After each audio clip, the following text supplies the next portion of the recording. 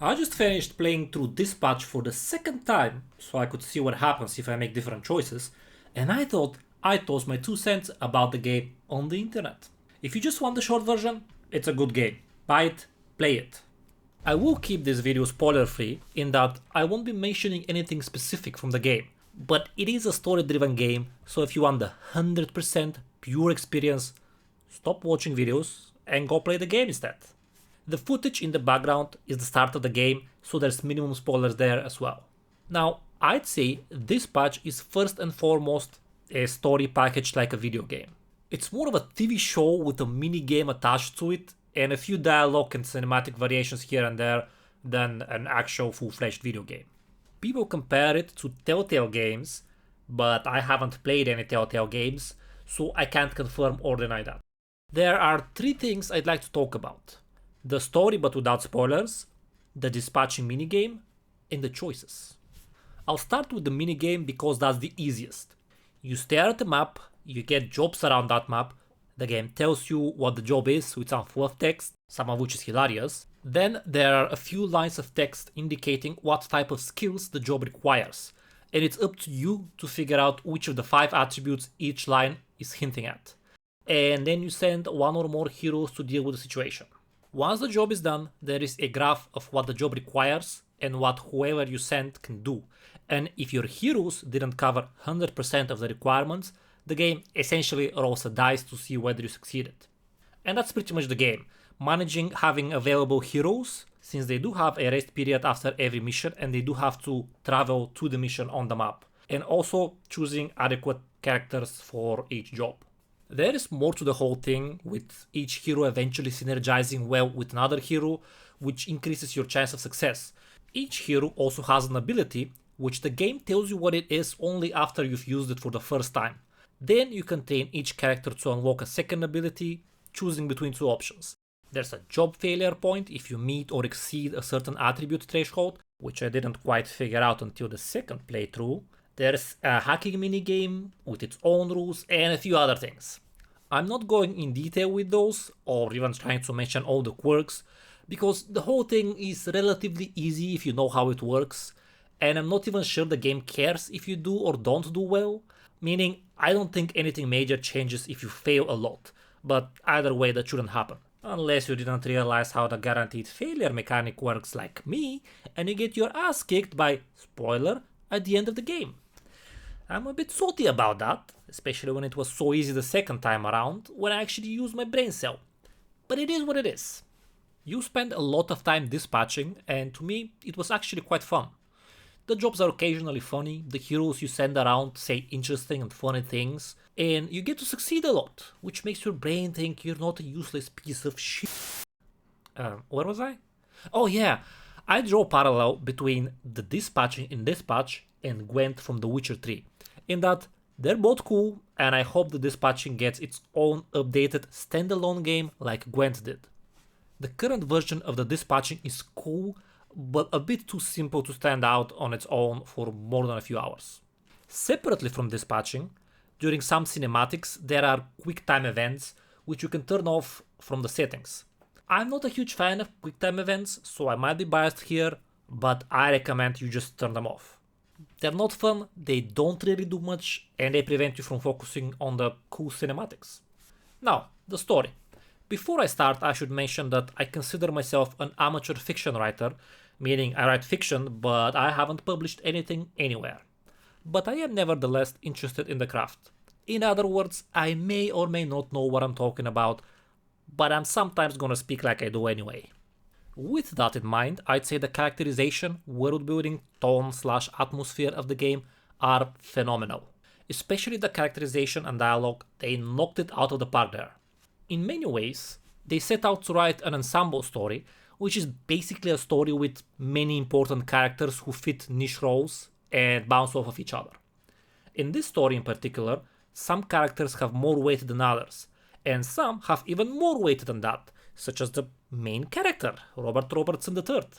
So some people might argue this is not technically an ensemble story, but I don't care, because it feels like one. They show a bunch of characters who end up working together, they introduce and characterize them very quickly and very effectively, That's always tricky with large casts, and they've done the most important thing an ensemble does.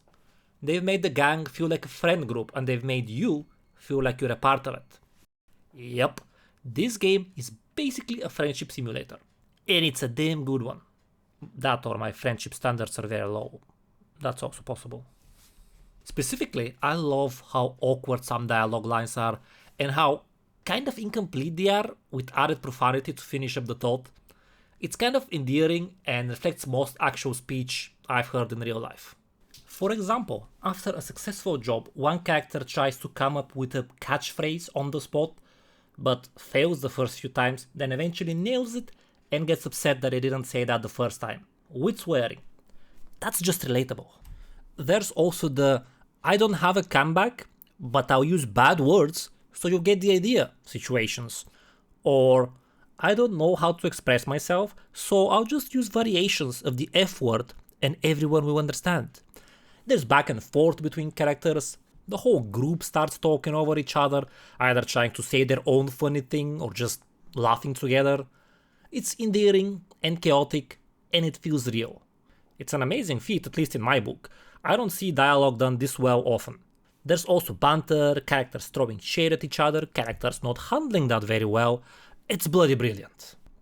In terms of tone, the game is not pure comedy, but it functions on comedy. Comedy is the lifeblood of it. Alas, comedy is also subjective, as is pretty much everything else, so it might not be your cup of tea, but it probably will be. Because of the aforementioned friend group dynamic, which taps into primitive monkey wiring in our brain, making us feel like we're part of a tribe, which in turn makes it so we're more likely to engage positively with what's going on in the tribe. Well, that's my read on it anyway. I could have also said they did a good job and the vibe of the game is very immersive, but why would I do that when I can instead say all those other words? More words, more better, isn't it? There's also a lot of profanity, like a lot. Most characters in this game swear almost as much as Polish immigrants do. You can turn it off from the settings, which I never did, but I assume they bleep the swear words, since they did the visual equivalent of that with the nudity filter. I am now about to talk about the main story.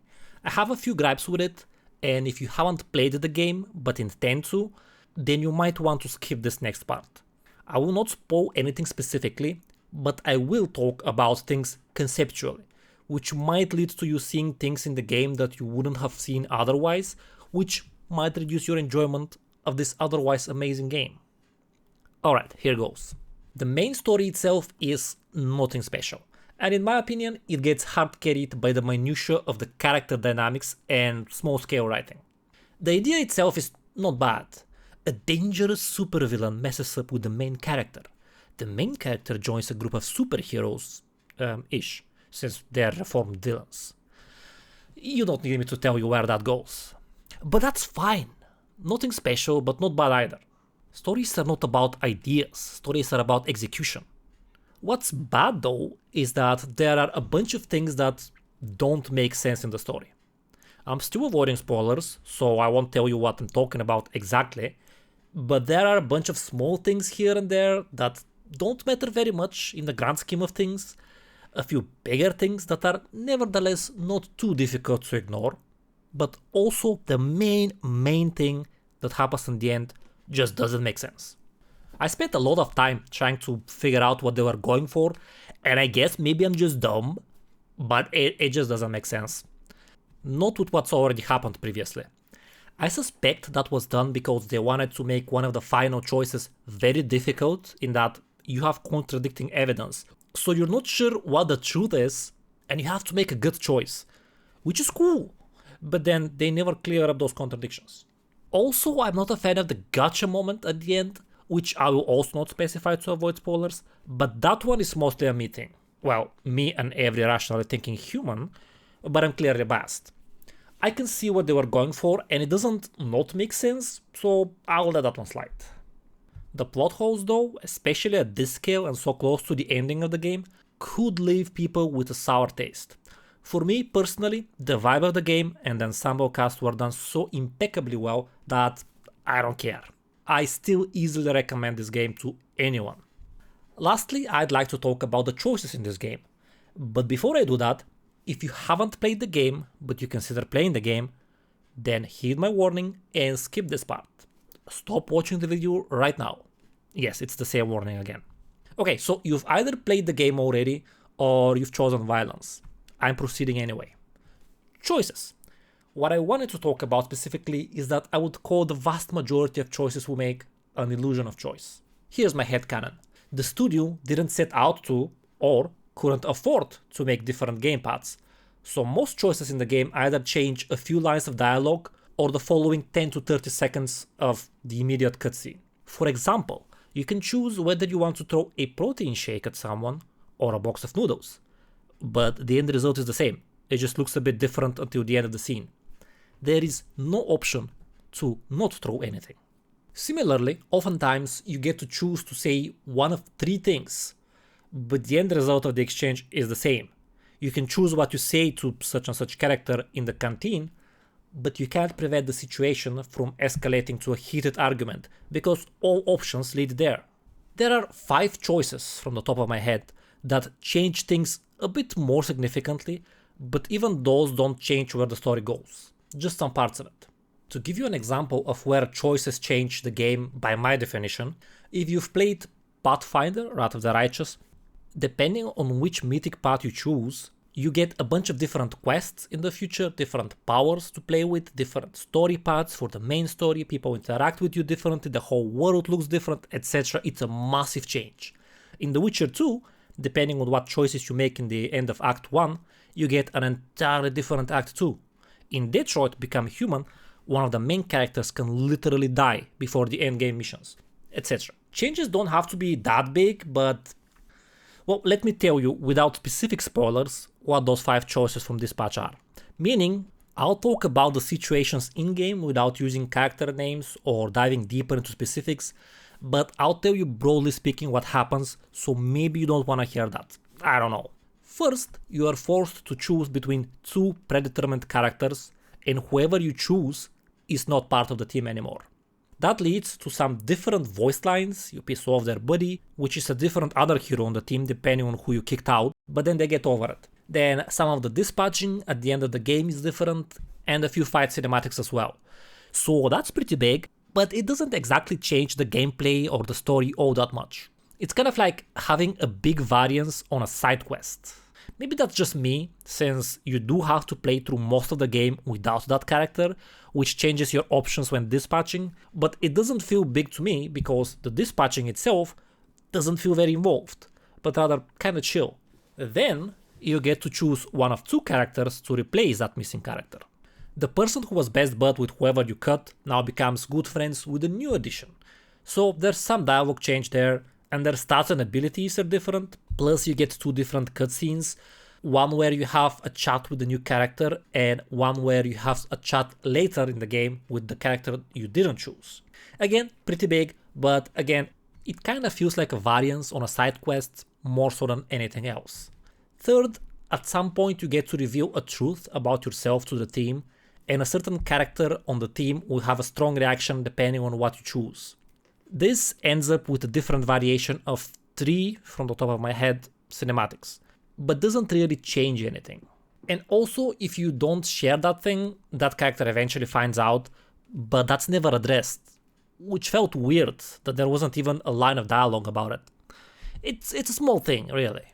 Fourth, you can choose whom you romance, which mostly changes one cinematic. You either get to see option A's cinematic or option B's cinematic. Then there's a kissing variation of one cinematic if you pick one specific of the 2 options, and then at the end of the game there's a variation again. This choice feels pretty big in that it changes the vibe of the game. Choosing characters to cut and add changes the gameplay a bit and adds a different dialogue dynamic during dispatching, but the change didn't feel like it affected the story much. Choosing who to romance, however, while it had relatively small effects in the game, changes the way we view what's going on, because it actually alters the story, even if that isn't shown a lot. So this is a good one in my book, even if the biggest change is just in my head. Lastly, avoiding spoilers here, you can get 2 different endings, generally speaking, depending on a bunch of choices you made throughout the game. That's obviously a big one, but at the same time, it literally doesn't change the game because it happens at the end of it. But then again, if it feels different if Robert is into A instead of B, then surely this one counts as well. It's the goddamn ending. So yeah, the game mostly offers you an illusion of choice and does not actually have a variance of the core story, aside from the ending. But that makes sense to me, since considering all the permutations beyond a few dialogue changes would be a lot of work and they would need a lot more voice acting and a lot more animating, which would cost a lot more money. Besides, it doesn't really take away from the game in my opinion, unless you listen to me talk about it before playing the game, in which case making choices will feel less impactful, so I hope you didn't do that. I would like to finish this video by reminding you that this game slaps hard and I recommend you go and play it, despite the negatives I mentioned, even though the choices thing isn't necessarily a negative, depending on how much you care about that sort of thing. Anyway, great game, totally deserves its overwhelmingly positive rating on Steam. Go play it.